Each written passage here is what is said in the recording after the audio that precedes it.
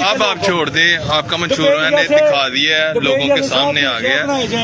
آپ مجھے بتائیں یہ جو لکھا ہوا ہے مفت بجلی 300 سے لے کے 500 یونٹ تک، ہاں جی یہ تو یہ جو پہلی 200 ہیں وہ پیسوں سے ملیں گی؟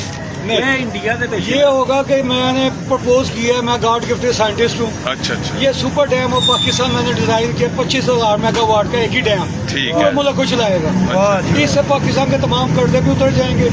جتنے غریب لوگ ہیں جن کی 50,000 یا 1 لاکھ سے کم سیلری ہے اس کو 300 یونٹ تک بجلی مفت ہوگی، ٹھیک ہے، اس کا بل ہی نہیں آئے گا۔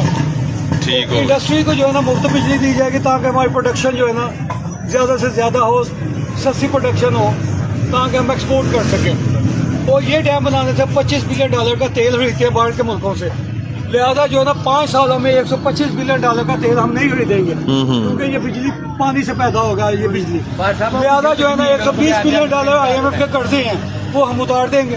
اس کے بعد ہم ایک خود مختار آزاد اسٹیٹ ہوں گے، خود فیصلے کر سکیں گے۔ اور یہ زرخیز ملک ہے، زرخیز ملک ہونے کی وجہ سے یہ ڈیم جو ہے نا اگلی نسلوں کے لیے پانی بھی سیو